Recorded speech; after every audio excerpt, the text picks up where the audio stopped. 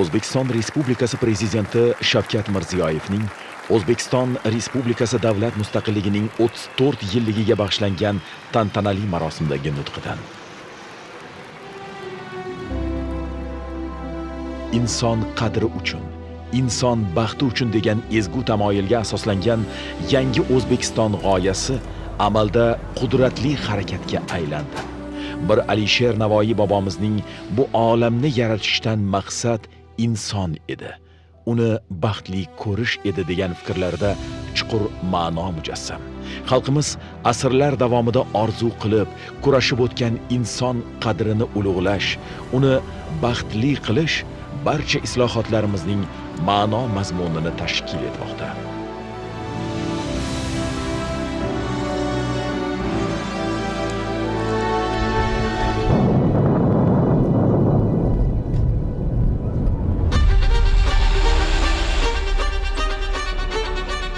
Arzum amalga oshdi. Hozir men eng baxtli ayollardan bittasi desam.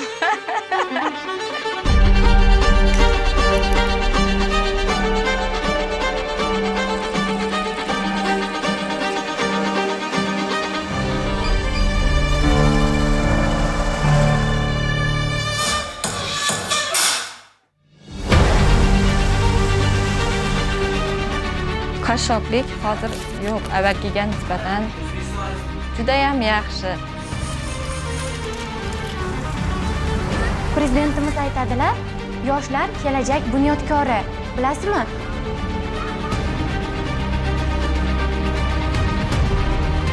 Haqiqiy ma'noda 3-renessansni bunyod qilishimizni bir qanaqadir ma'noda g'urur bag'ishlaydi.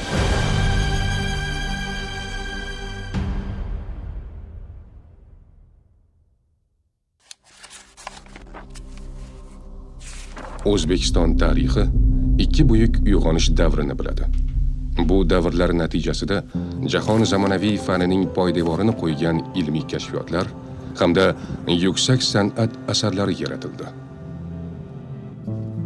Bugun O'zbekiston Respublikasi o'zining 3-renessans davrini boshdan kechirmoqda. Mamlakat taraqqiyotining yangi konsepsiyasi O'zbekiston Prezidenti Shavkat Miromonovich Mirziyoyev tomonidan belgilab berilgan yo'nalish respublika uchun jiddiy sinov bo'ldi. Natijaga erishish uchun yillar davomida to'planib qolgan muammolarni yengib o'tish, millionlab insonlar taqdiriga mas'uliyat bilan yondashish, puxta va sinchkov mehnat talab etildi. Natijalar hayratlanarli bo'ldi. 3-uyg'onish davri poydevorini qurish yo'lidagi keng ko'lamli va murakkab ishlarining muhim natijalaridan biri u saflarida 8 million a'zoni birlashtirgan qudratli tuzilma, ya'ni O'zbekiston kasaba uyushmalari tashkilotidir. Bu tashkilot 2025-yilda o'zining 120 yillik yubileyini nishonladi. Davlatimiz rahbarining kasaba uyushmasi faollari bilan bo'lib o'tgan uchrashuvni tom ma'noda tarixiy deb atash mumkin. Zero unda oddiy mehnatkash manfaatini himoya qilayotgan kasaba uyushmasining faoliyati yuqori baholandi. Biz islohotlarni boshlagan ilk kunlarda inson qadri uchun degan ezgu g'oyani amalga oshirish uchun avvalo iqtisodiy, ijtimoiy sohalarni rivojlantirishni ustuvor vazifa sifatida belgilab oldik. Barcha islohotlarimiz zamirida inson qadrini ulug'lash mujassam va bu mamlakatimiz qo'shilayotgan xalqaro hujjatlar mazmuni bilan to'liq hamohang desak, bu to'g'ri bo'ladi. Hech shubhasiz biz erishayotgan natijalarda eng xalqchil va katta nodavlat tashkiloti bo'lgan kasaba uyushmalarining munosib hissasi bor. Buni biz his etamiz, buni bilamiz va buni qadrlaymiz.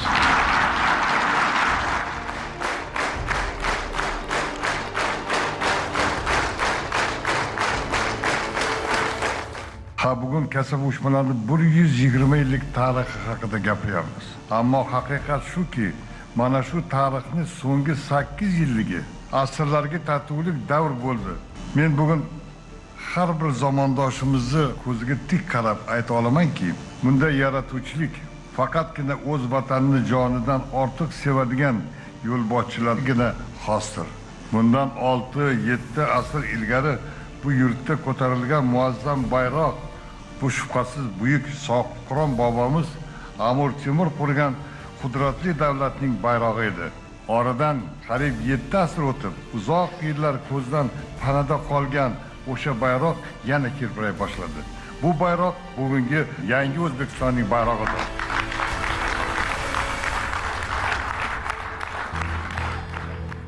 Markaziy Osiyoda ilk bor kasaba uyushmalari tarixi muzeyi ochildi. Bu muhim tadbir 2021-yil noyabr oyida Toshkent shahrida bo'lib o'tdi. Muzeyning birinchi direktori Iris Muhammad Abdukarimov edi. Yig'ilgan materiallar asosida muzey bunyod etildi. Yana bir ma'naviyat o'chog'i paydo bo'ldi. Yoshlarimiz uchun ham, ishchilarimiz, dehqonlarimiz, barcha sohadagi mehnatkashlarimiz uchun ajoyib bir tuhfa bo'ldi. Muzey doimiy ishlaydigan, faoliyat yuritadigan muzeylar qatorida bo'lishiga harakat qilamiz. 2000 dan ortiq eksponat. Ular orasida betakror noyob hujjatlar, insonparvarlik g'oyalarining yorqin namunalari ham bor. Bu g'oyalar bugungi respublika hayotida ham o'z ifodasini topmoqda. Tadqiqotlarimiz shuni ko'rsatadiki, birinchi kasaba uyushmalari hozirgi O'zbekiston hududida 120 yil oldin tashkil etilgan. 1905-yil fevral oyida Toshkent temir yo'li ishchilari ish tashlashgan.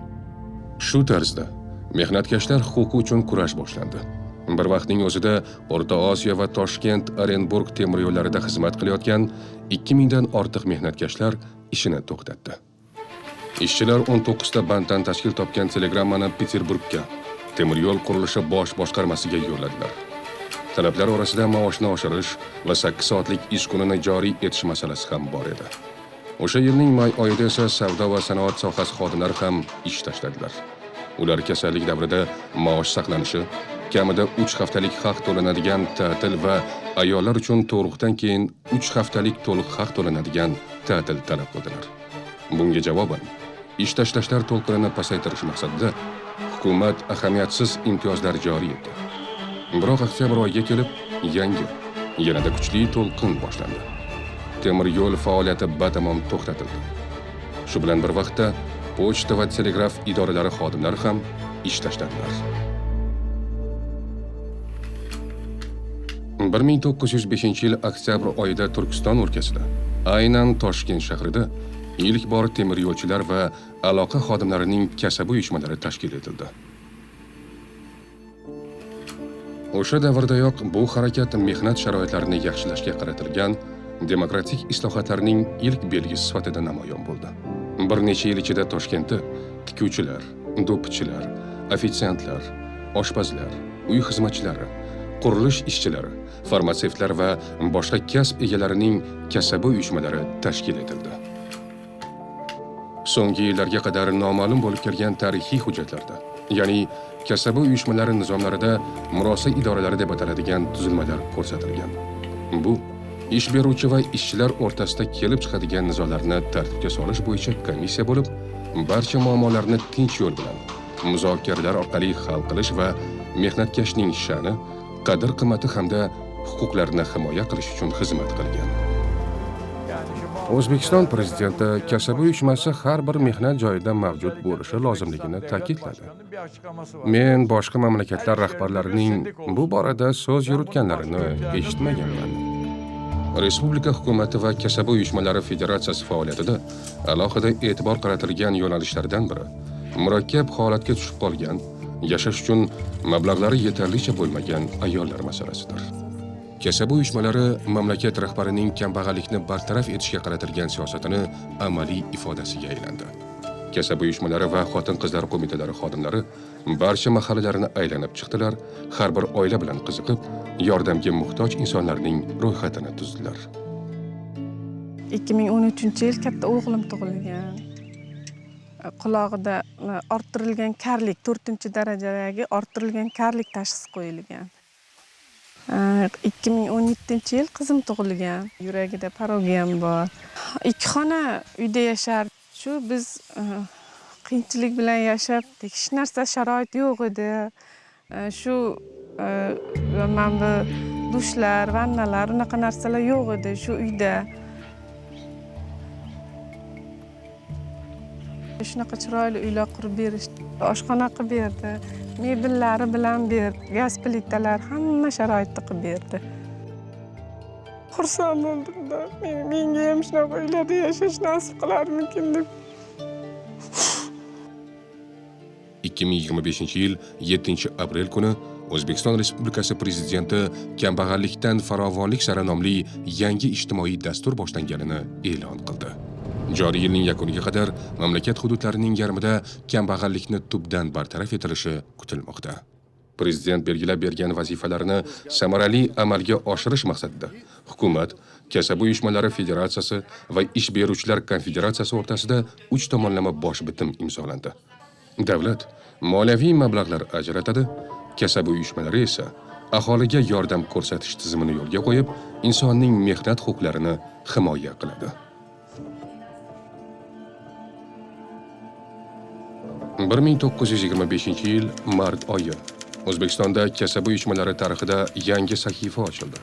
USSOVPROF O'zbekiston kasaba uyushmalari kengashi tashkil etildi.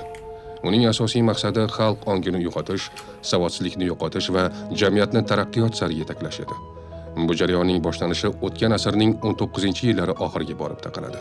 O'shanda Turkiston ziyolilarining ma'rifatli va vatanparvar namoyandalari, jadidlar bu harakatga asos soldilar.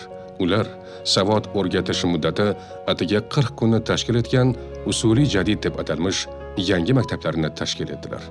1921-yilning oxirlaridan boshlab Xorazmdagi kasaba uyushmalari qoshidagi madaniy ma'rifiy bo'limda, keyinchalik esa xalq ta'limi bo'limida Hamza Hakimzoda Niyoziy ham faoliyat yuritgan. Jadidlarimiz Turkiston aholisini ijtimoiy kelib chiqishidan qat'iy nazar, diniy e'tiqoddan qat'iy nazar teng huquqli insonlar ekanliklari, ular mana shu jamiyatda o'zlarini maqsadlarini ilgari surishadi. Jadidlar fuqarolarning teng huquq va erkinliklari ilmiy tafakkur, milliy madaniyat va ona tilining rivoji bilan ta'minlanadi deb hisoblar edilar. Ularning ko'pchiligi shoir, dramaturg va ziyoli insonlar edi. Aynan ular tomonidan birinchi teatrlar tashkil etilgan. Biroq ular orasida kasaba uyushmasi faollari ham bo'lganligi yaqingacha noma'lum edi. Jadidlar kasaba uyushmalari matbuot nashrlariga ham rahbarlik qilganlar. Masalan, Abdulla Avloniy Turkiston Respublikasi kasaba uyushmalari markaziy kengashi tomonidan chiqarilgan Kasabachilik harakati jurnaliga mas'ul muharrir bo'lgan. Hoji Mo'yin Shukurulayev Mehnatkashlar tovushi va Mehnatkashlar o'qi gazetalari muharriri sifatida faoliyat yuritgan. Bu nashrlar o'sha davrdagi ijtimoiy va siyosiy masalalarni yoritar, shuningdek, kasaba uyushmalari faoliyati haqida ham ma'lumot berib borar edi. Jadidlar qo'llab-quvvatlagan nashrlar orasida Xurshid, Taraqqiy, Tujjor, Sadoyi Turkiston, Sadoyi Farg'ona va Buxoroyi Sharif kabi gazeta va jurnallar chop etilgan. Ular kam ta'minlangan aholi uchun maktablar ochib, ayollar huquqlarini himoya qildilar. Ehtiyojmandlarga tibbiy yordam ko'rsatishni ham yo'lga qo'ydilar. Bu ezgu ishlar jamiyat jamg'armasi orqali moliyalashtirilgan bo'lib, bunday jamg'arma asoschilarining ko'pchiligi Turkistonning boy va ma'rifatparvar oilalaridan chiqqan insonlar edi. Jadidlar o'z xalqining baxti, farovonligi va kelajagi uchun kurashdilar. Ular bilim, taraqqiyotning kaliti ekanini anglab, yosh avlodni o'qitish uchun ulkan mablag'lar yig'dilar. 1909-1914 yillar mobaynida Turkiston, Buxoro va Xivadan 250 nafar yoshlar Baku, Istanbul va Orenburg shaharlarida tahsil oldilar.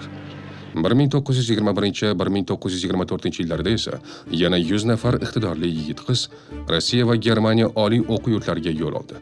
O'zlarini jadid farzandlari deb atagan bu yoshlar o'qishdan qaytgach, yurt ravnaqi uchun mehnat qildilar. Qishloq xo'jaligi, sanoat, ilm va fan rivojiga o'z hissalarini qo'sha boshladilar. Biroq ularning taqdiri fojiali kechdi. Qatag'on yillari boshlanganda O'zbekistondagi ko'plab fidoyilar kabi kasaba uyushmasi faollari ham hibsga olindi. Ular orasida jadidlar ham bor edi. Bugun bilimli shaxslar 3-renessansni quradi. Avvalambor unda tafakkur, ilm bo'lishi kerak. Заказ есть государство?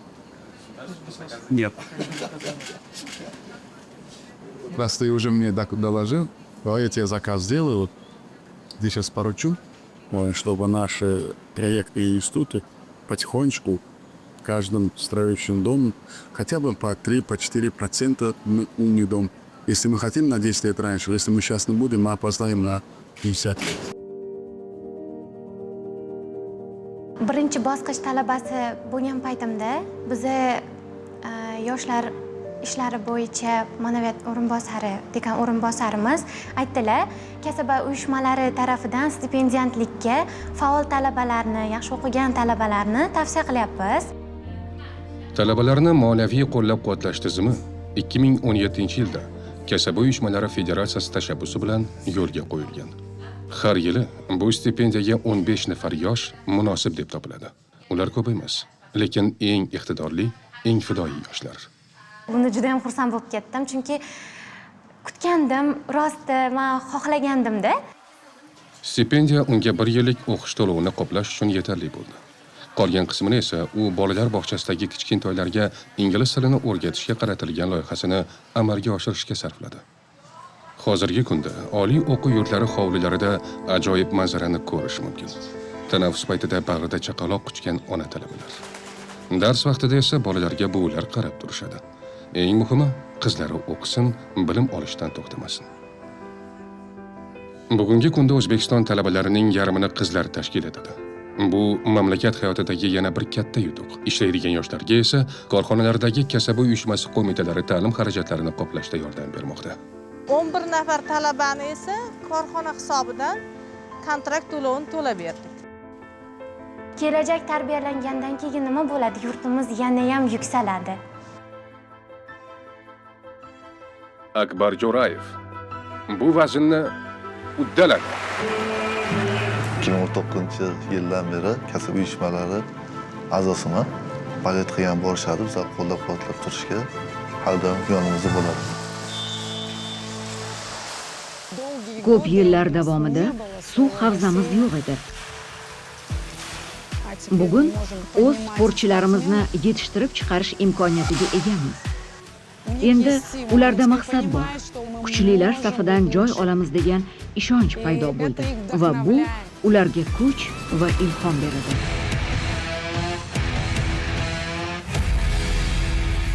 Butun respublika bo'ylab kasaba uyushmalari federatsiyasi barcha olimpiya standartlariga mos suv havzalari barpo etmoqda.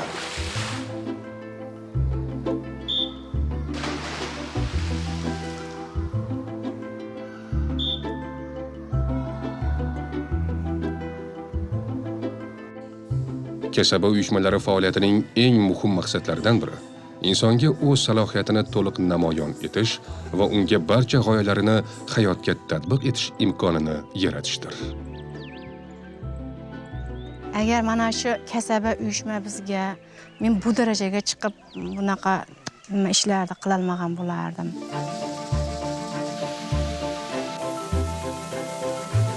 Oyiga 80 tonna, 100 tonna bodomni qayta ishlab, ichki bozorimizda sotamiz. O'zimizda xomashyolarimiz yetmaganligi sababli Amerikadan, Kaliforniyadan, Ozarbayjondan import qilamiz.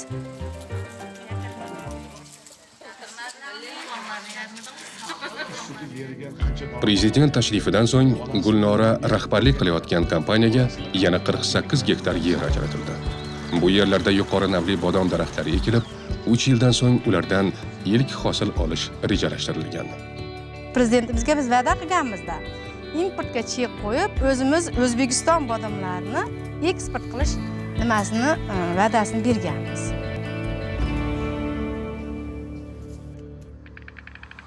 Bugun Farg'ona vodiysida deyarli bir qarich ham bo'sh yer qolmagan. Ayrim hududlar azaldan hosildor bo'lgan bo'lsa, boshqalari suv yetishmasligi sababli dehqonchilikka yaroqsiz edi. O'tgan asrning 30-yillari oxirida Sirdaryo suvlarini dalalarni sug'orishga yo'naltirishga qaratilgan irrigatsiya loyihasi ishlab chiqildi. Shu asosda betakror gidrotexnik inshoot Katta Farg'ona kanali qurishga qaror qilindi.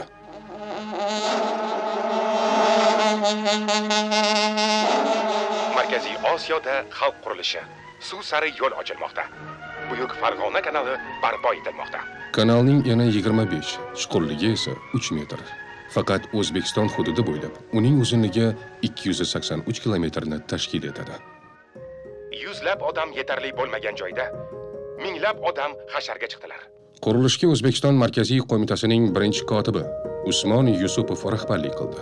Uning o'tmish faoliyati ham mehnatkashlar bilan chambarchas bog'liq.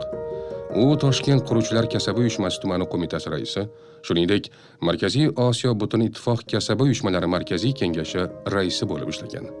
Katta jamoatchilik tashkilotlariga rahbarlik qilish tajribasi uni minglab odamlarni birlashtira olgan yetakchiga aylantirdi. Qurilish maydonida mehnat muhofazasi, ishchilarning oziq-ovqat va tibbiy ta'minotini kasaba uyushmalari ta'minlab turdi. Kanal o'ta qisqa fursatda, atigi 45 kunda qurib bitkazildi. Suv qaqragan sahrolar tomon oqa boshladi va u yerlarda hayot yuzaga keldi. O'zbekiston kasaba uyushmalari tarixi sahifalaridagi yana bir davr. Butun xalqining xotirasida muhrlanib qolgan Ikkinchi jahon urushi yillaridir.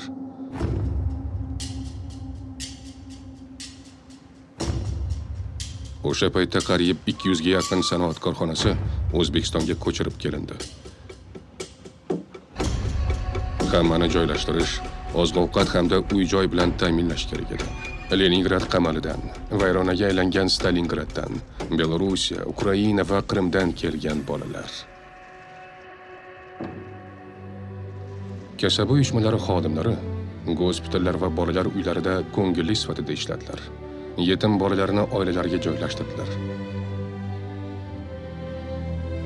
Jang qilayotgan askarlarga qo'ldan kelgancha yordam berdilar. O'zlari ham frontga ketdilar. Ularning ko'pchiligi ortga qaytmadi.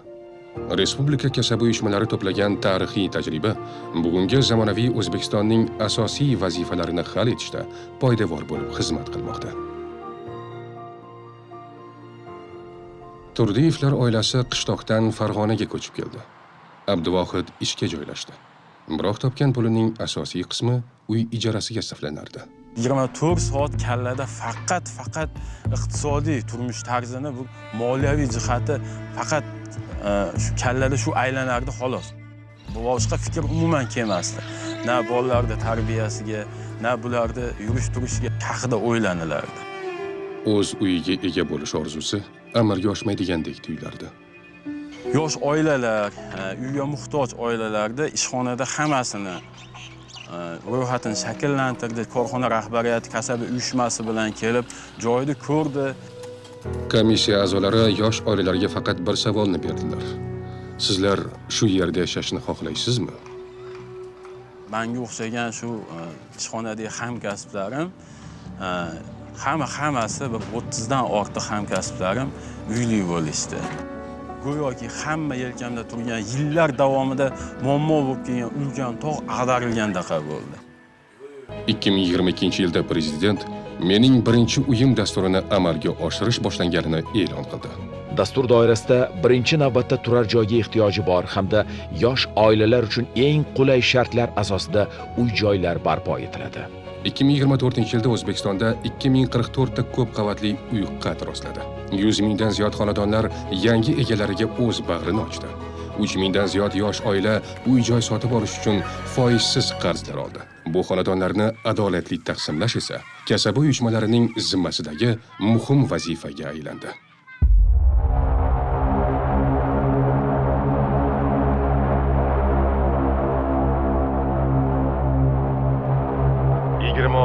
aprel tongi soat 5:21 da Toshkentning kuchli yer osti silkinishi larzaga soldi.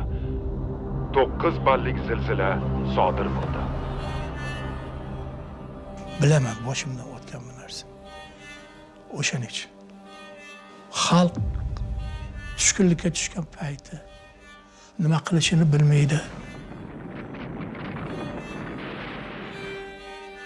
Kasaba uyushmasi o'sha paytda odamlarga narsa tarqatadigan bo'lishdi. Shu narsalarni tekinga olib keltirib, ana shunda kasaba uyushmasining qanchalik xalqqa yaqin ekanligini his qilganmiz shu narsani. Hamisha shunday bo'lgan. O'tgan asrning 20-yillarida hukumat raisi Fayzullo Xo'jayev demokratik islohotlarni amalga oshirishdi. Shu jumladan kasaba uyushmalariga ham tayangan edi. 50-yillar oxirida respublikani o'z davrining eng taniqli siyosatchilaridan biri Sharof Rashidov boshqardi. Uning ko'plab uchrashuvlari oddiy mehnatkashlar, kasaba uyushmasi a'zolari bilan bog'liq edi. Suhbatlar mehnat va hayot sharoiti haqida bo'lardi. Aynan shu mavzular Sharof Rashidovning kasaba uyushmalari syezdlaridagi chiqishlarida ham asosiy o'rinni egallardi. O'zbekiston mustaqilligining ilk yillarida qabul qilingan yangi konstitutsiyaga kasaba uyushmalari faoliyatiga bag'ishlangan alohida modda kiritildi. Mamlakatning eng yangi tarixi. Hech qachon unutmaylik. Biz barchamiz bitta xalq, bitta mamlakat, bitta oilamiz. Hammamizning taqdirimiz, kelajagimiz, baxtimiz va yutug'imiz ham yagona va mushtarak. Har bir vatandoshimning yutug'i bu mening yutug'im. Tashvishi mening tashvishim degan fikr bilan yashasak, yutug'imiz ko'payib, tashvishimiz albatta kamayib boradi. Prezident Shavkat Miromonovich Mirziyoyev rahbarligida amalga oshirilayotgan keng ko'lamli iqtisodiy va ijtimoiy islohotlar kasaba uyushmalari federatsiyasi oldiga ulkan va mas'uliyatli vazifalarni qo'ydi. Bu jarayon faoliyatga yangi mazmun, yangi ruh bag'ishladi. Mehnatkashga bo'lgan hurmat yangi darajaga ko'tarildi. Prezident tashabbusi bilan 2020-yilda qonun qabul qilindi. Unga muvofiq 11-noyabr kasaba uyushmalari xodimlari kuni etib belgilandi. Menimcha, kasaba uyushmalari uchun ishlash oson, chunki ularning ortida doim qo'llab-quvvatlab turuvchi prezidentimiz bor. Ular juda faol ishlaydi, ammo bir vaqtning o'zida bu juda katta mas'uliyat hamdir. Hozirgi kunda kasaba uyushmalarining 40 ming nafar vakolatli shaxslari har kuni barcha zavod va fabrikalarda mehnat sharoitini muntazam nazorat qiladi. Bizda xavfsizlik birinchi o'rinda turadi. Bu ustiboshimiz bo'yicha ham ish joyidagi talablar juda ham kuchli, texnika xavfsizligi bizda ham juda ham kuchli ishlaydi. Faqatgina xavfsiz mehnat sharoitlari emas, birinchi navbatda bu adolatli ish haqlarini ishchi xodimlarga ta'minlab berish masalasi. Agarda mehnat qonunchiligi masalasida, mehnat muhofazasi masalasida kamchiliklarni, qonun buzilish holatlarini aniqlaydigan bo'lsa, tahliliy ma'lumotlarni tayyorlab turib, Vazirlar Mahkamasiga kiritamiz va Vazirlar Mahkamasidan butun tarmoq vazirlik idoralariga ularni ko'rsatilgan kamchiliklarni bartaraf etish bo'yicha topshiriqlar chiqadi. O'zbekiston kasaba uyushmalari bugun mamlakatning barcha hududlarida, zavod va fabrikalarda, sanoat korxonalarida, muzey va teatrlarda faoliyat olib bormoqda. Har bir tuman va mahallalarda qariyb 7 ming nafar xodim va 300 mingga yaqin faollar ish olib bormoqda. Ularning malakasini oshirish maqsadida Toshkent shahrida Markaziy Osiyoda yagona bo'lgan Malaka oshirish instituti ochilgan. O'quv markazining asosiy vazifasi zamonaviy bilim va ko'nikmalarni berishdan iborat. Oxirgi 5-6 yilda 22 ming nafar tinglovchi ta'lim oldi. Ular bu yerga yechimini topmagan muammolar bilan kelishadi va o'z savollariga to'liq javob olishadi. Insonning hayotini yaxshilash uchun nima qilish kerak? O'zbekiston fuqarolarining turmush sifatini oshirish uchun qanday yordam ko'rsatish mumkin? 2022-yil 18-noyabr kuni O'zbekiston Respublikasi Prezidentining qarori qabul qilindi. Samarasiz ishlayotgan va hozirgi kunda faoliyatsiz bo'lib turgan oromgohlarni 88 tasi O'zbekiston kasaba uyushmalari federatsiyasi balansiga o'tkazib berildi.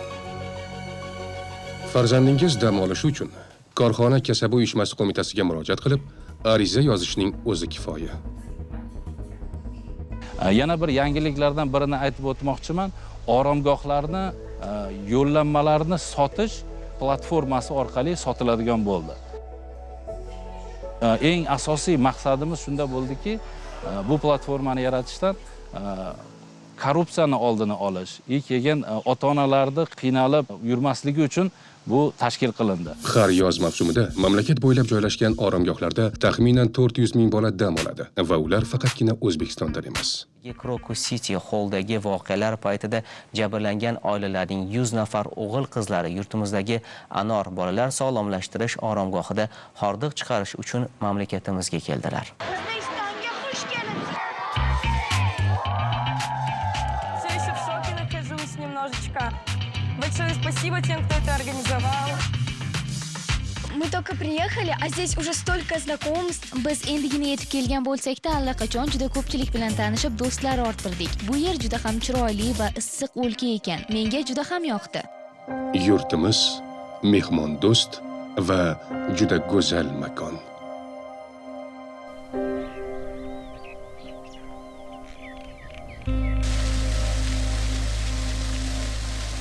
Hozirgi kunda kasaba uyushmalari ichki turizmni faol ravishda rivojlantirmoqda. O'zbekistonning qadimiy shaharlariga bepul sayohatlar uyushtirilmoqda. O'z tarixini bilish insonda vatanga bo'lgan faxr tuyg'usini kuchaytiradi va kelajakka ishonch bag'ishlaydi. 2009-yil Rossiya Federatsiyasiga, Sankt-Peterburg shahriga moddiy daromad topish maqsadida ketganman. Vaqt mobaynida shu bolalarimni sog'inib, vatan sog'inchi, ota-ona sog'inchi. 2024-yil O'zbekistondan telefon qilishib, O'zbekistonda ham shunaqa sharoitlar qilib berishyapti. Imtiyozli kreditlar bor, mana shunaqa subsidiyalar bor. 2024-yil mart oyida O'zbekistonga qaytib kelganman.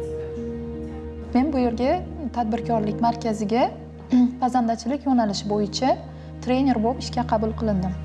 Bu xursandchiligimni hozir ifodalab bera olmayman. Qaniydi masalan bundan bir 10-15 yil oldin mana shu sharoitlar bo'lganida men hech qayerga ketmasdan o'zim davlatimda, o'zim yurtimda, ota-onam bag'rida, farzandlarim bag'rida mehnat qilardim. 2024-yil boshidan buyon O'zbekistonga 100 minglab mehnat muhojiri o'z yurtiga qaytdi. Ularning har biri davlat va jamiyatning yordamini his etdi. Vatanida o'ziga munosib o'rin topdi. Barchamiz yagona yurt farzandlarimiz. Yagona vatan ravnaqiga xizmat qilamiz. Shu ma'noda bitta bo'lsa ham qiyin ahvolga tushib qolgan hamyurtimiz taqdiri barchamizni birdek tashvishga solishi kerak.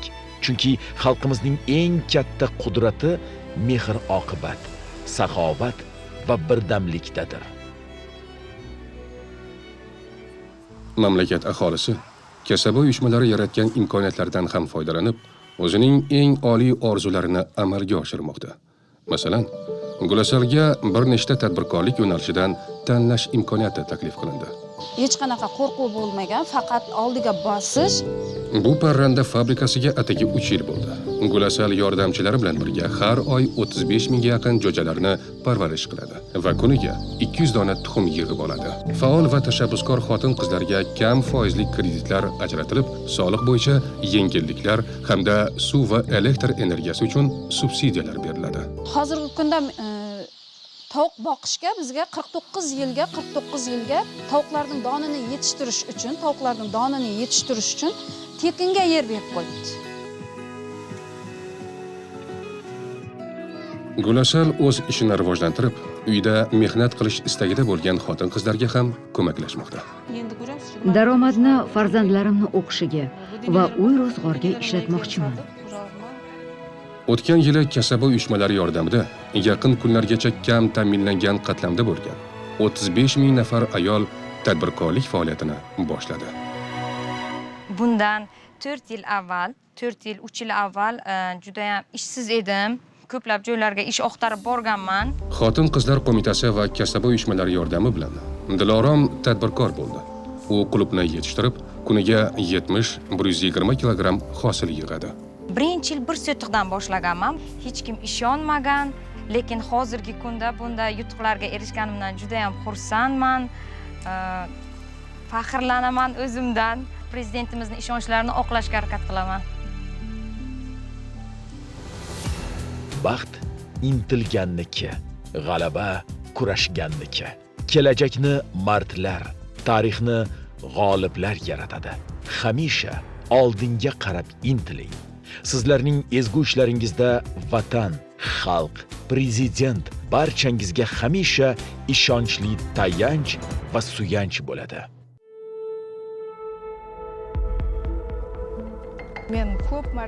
Men bir necha bor og'ir ahvolda shifoxonaga tushganman. Reanimatsiya bo'limiga yotqizishgan. O'shanda go'yo jonim tanamdan ajralayotgandek his qilganman o'zimni. Hushimdan ketgan paytlarim ham bo'lgan. Shifokorlar yagona chora bu operatsiya deyishdi.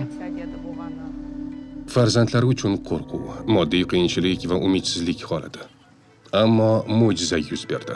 Operatsiya xarajatlari qoplandi. Operatsiya yaxshi o'tdi. Xursandligimning cheki yo'q edi. Sandg'ochning operatsiyasi ham so'nggi 4 yilda amalga oshirilgan 6000 dan ziyod murakkab jarrohlik amaliyotlari qatorida davlat hisobidan to'lab berildi. Bu hayoti uchun tibbiy yordamga muhtoj bo'lganlarni aniqlashda kasaba uyushmalari, xotin-qizlar qo'mitasi va mahalla institutlari hamkorligining natijasidir. Kasaba uyushmalari faoliyatini samarali tashkil etish maqsadida 2016-yildan buyon respublika miqyosida 2,5 mingdan ortiq me'yoriy va me'yoriy huquqiy hujjatlar ko'rib chiqilgan. Xususan, mehnat kodeksi, kasaba uyushmalari to'g'risida, mehnatni muhofaza qilish to'g'risida, jamoatchilik nazorati to'g'risida, volontyorlik faoliyati to'g'risida hamda xotin-qizlar va erkaklar uchun teng huquq hamda imkoniyatlar kafolatlari to'g'risidagi qonunlarga tegishli takliflar kiritilgan. –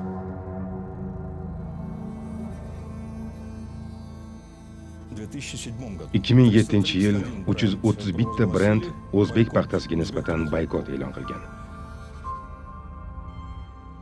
Bundan tashqari Jahon banki, Xalqaro valyuta jamg'armasi va Yevropa ittifoqi ham O'zbekistonga nisbatan sanksiyalar qo'llagan. Bunga paxta yig'im-termida bolalar mehnati va majburiy mehnatning qo'llanilishi sabab bo'ldi. Prezident Shavkat Miromonovich Mirziyoyev saylangandan keyin Birlashgan Millatlar Tashkiloti Bosh Assambleyasining 72-sessiyasida biz Xalqaro mehnat tashkiloti bilan hamkorlikda bolalar va majburiy mehnatni tugatish bo'yicha ishlar olib borayotganimizni ma'lum qildilar. Kasaba uyushmalari esa bu siyosatning amalga oshishida asosiy vositachi bo'ldi. Kasaba uyushmalari federatsiyasi Xalqaro mehnat tashkiloti vakillariga paxta dalalariga erkin kirish imkonini yaratib berdi. Aynan prezidentning qat'iy siyosiy irodasi tufayli atigi 5 yil ichida bolalar va majburiy mehnat tubdan bartaraf etildi. O'zbekiston qora ro'yxatdan chiqarildi. Endi Amerika Qo'shma Shtatlariga o'zbek paxtasini kiritishga ruxsat berildi. Bundan tashqari O'zbekiston uchun Yevropa ittifoqiga katta hajmdagi mahsulotlarni deyarli bojsiz eksport qilish imkoni ham berildi. Mana Andijonda paxtasini 100 million dollarga sotolmasdik. 70-80 bo'ladi. Mana 21-yil yakuni bo'yicha 527 million bo'ladi. Faqat paxtasi. 2023-yilda mamlakatning yangi konstitutsiyasida majburiy mehnatni taqiqlovchi norma mustahkamlab qo'yildi. Endi bunday holat uchun jinoiy javobgarlik belgilangan. Paxta yig'im-terimida ishtirok etuvchi mehnatkashlar uchun eng kam ish haqi miqdori belgilab qo'yildi.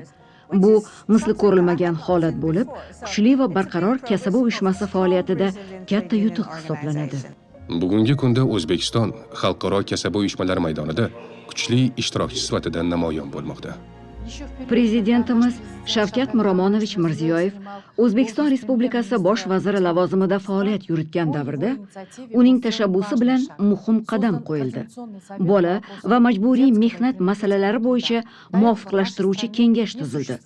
Bundan avval mamlakatimizda bunday mexanizmlar mavjud emasdi. Aynan ushbu qaror ijtimoiy mehnat sohasidagi o'zgarishlarning boshlanishi bo'ldi. Yurtimizdagi bu yutuqlar dunyo miqyosida e'tirofga sazovor bo'ldi. Xalqaro mehnat tashkiloti ushbu natijalarni yuqori baholadi va boshqa mamlakatlarda qo'llash uchun namunaviy model sifatida tavsiya etdi. Xalqaro mehnat tashkiloti va Xalqaro kasaba uyushmalari konfederatsiyasi bilan munosabatlarga ustuvor ahamiyat qaratilmoqda. Islohotlar ko'plab muhim tashabbuslarga yo'l ochib berdi. 2023-yilda O'zbekiston Xalqaro mehnat tashkilotining ijtimoiy adolat bo'yicha global koalitsiyasiga birinchilardan bo'lib qo'shildi va Birlashgan Millatlar Tashkilotining ish o'rinlari yaratish hamda ijtimoiy himoya bo'yicha global akselerator ishtirokchi davlatlari qatoridagi 18 mamlakatlardan biri bo'ldi. O'zbekiston kasaba uyushmalari federatsiyasining tashabbusi bilan 2021-yilda Markaziy Osiyo mamlakatlari kasaba uyushmalari kengashi tashkil etildi. 2023-yilda esa Turkiy davlatlar kasaba uyushmalari tashkiloti ham faoliyat yurita boshladi. Eng muhimi, ochiqlik va samimiy munosabat.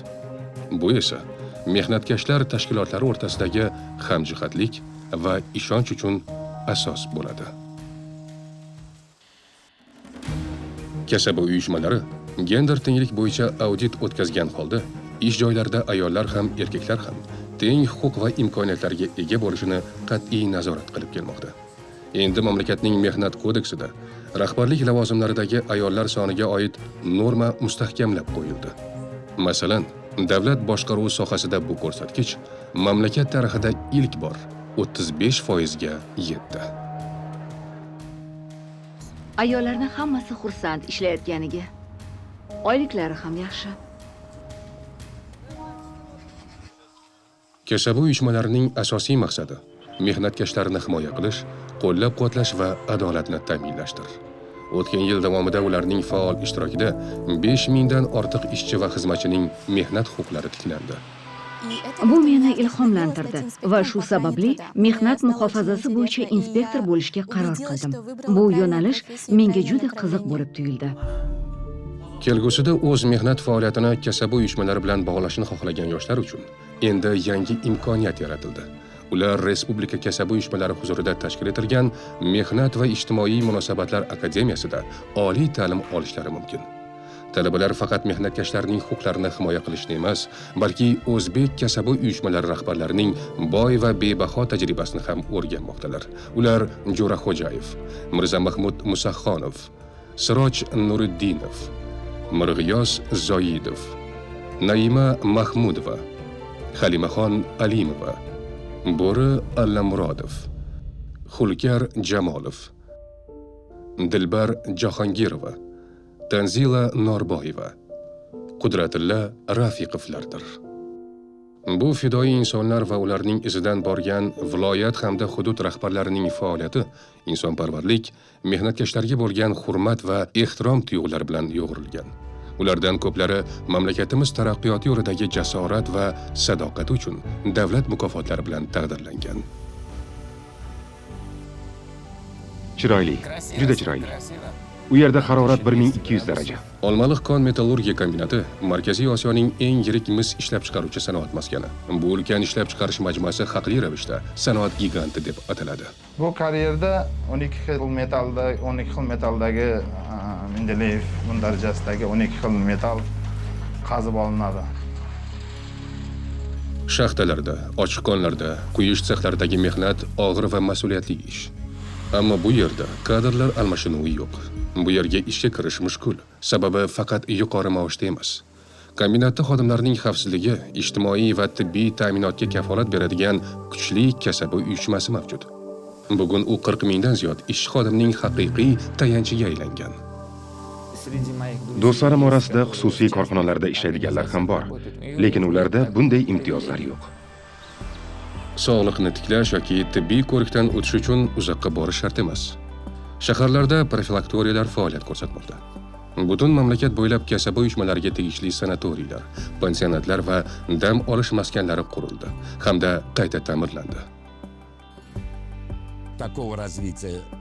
Bugun O'zbekistondagi kabi sanatoriy kurort tizimi rivojlanishi boshqa davlatlarda kuzatilmagan.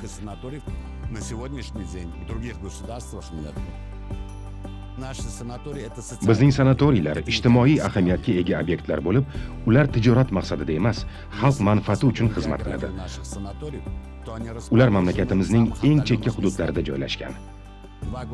2 yil oldin hurmatli prezidentimiz topshirig'i bilan Bozatovda yangi sanatoriy qurish boshlandi.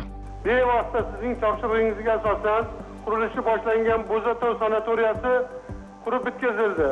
Ushbu obyektni ochishga ruxsat berishingizni so'rayman. Juda mamnuniyat bilan ruxsat. Bu maskan Qoraqalpog'iston ahli uchun haqiqiy sovg'a bo'ldi. O'zbekiston hududida ilk sanatoriy kurort tizimi 1927-yilda yo'lga qo'yilgan. Ammo bu sohaning yangi bosqichdagi jadal taraqqiyoti 2017-yildan boshlandi. So'nggi 10 yil ichida mamlakatimizda 11 ta zamonaviy va barcha qulayliklarga ega sanatoriy qurildi. so'nggi yillarda qurilish hajmi 10 barobarga oshdi.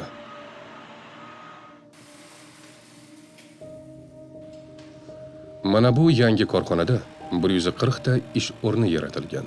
Bu raqam katta emasdek tuyulishi mumkin, ammo bu yerda ishlayotgan har bir tikuvchining qo'li gul deyish mubolag'a bo'lmaydi.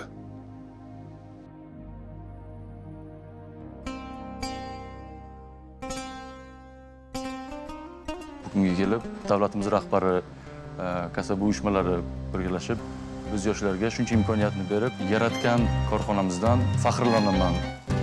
Shu bilan birgalikda mana kasaba uyushmalari tomonidan berilgan bizga imkoniyatlarni biz to'g'ri foydalangan holda ishlab chiqargan mahsulotlarimizni yaratilib qo'lda chizilgandan boshlab to tayyor mahsulot holatiga kelib sotilish darajasigacha olib keladigan bir kompleks yaratdik deb o'ylayman. Bizning eng katta boyligimiz hamjihatligimiz. Buyuk xalqimiz bizdan juda katta islohotlarni kutyapti. Bu islohotlar qachon bo'ladi? Yurtda tinchlik bo'lsa. Men yana bir marta sizlarga rahmat aytmoqchiman. Men bilaman sizlar birlashib ko'p ishlar qilyapsizlar. Xalqqa manfaat yaratgan tashkilotda ishlaganlaring bu obro'y va hammaga ham nasib qilmaydi. Xalqimiz tashakkurlar bilan sizlarga munosabat qiladi. Ilohim yurtimizni tinchlik, osoyishtaligiga ko'z tegmasin. Xalqimizni rozi qilishga katta rejalarimiz bor. Ilohim shu rejalarni birgalikda amalga oshirish va xalqimizni, jonajon vatanimizni yorqin kelajagini ko'rish hammamizga nasib etsin. Sog' omon bo'linglar. Katta rahmat.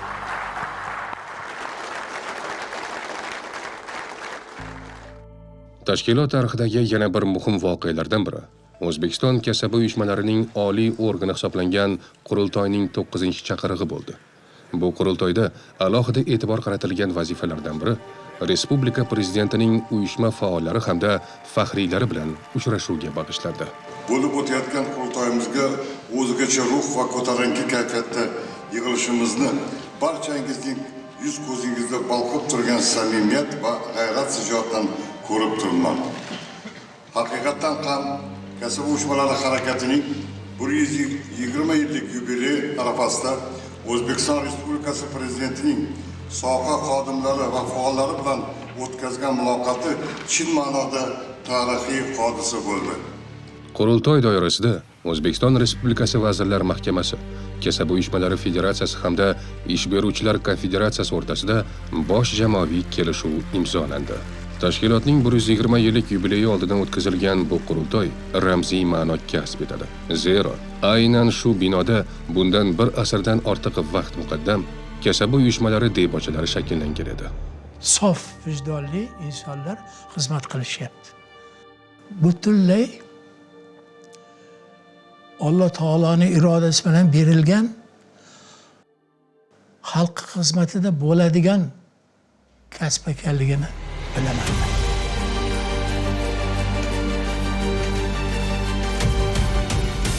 Kelajakda shu O'zbekistonda bir kelajagi uchun xalqimizga bir foydasi tegadigan bir farzand bo'lgan bir zo'r xodim bo'lgim keldi.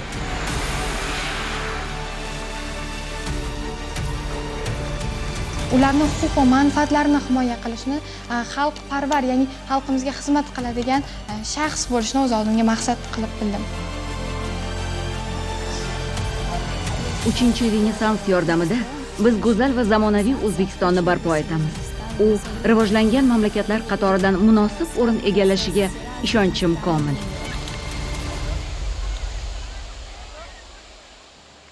O'zbekiston kasaba uyushmalari harakati 120 yillik shonli tarixga ega. Bu yo'lda qiyin sinovlar ham, baxtli damlar ham bo'ldi. Bu insonga xizmat qilish, burch va sharaf, hamdardlik va mehr kabi yuksak tuyg'ular bilan to'lgan tarixdir.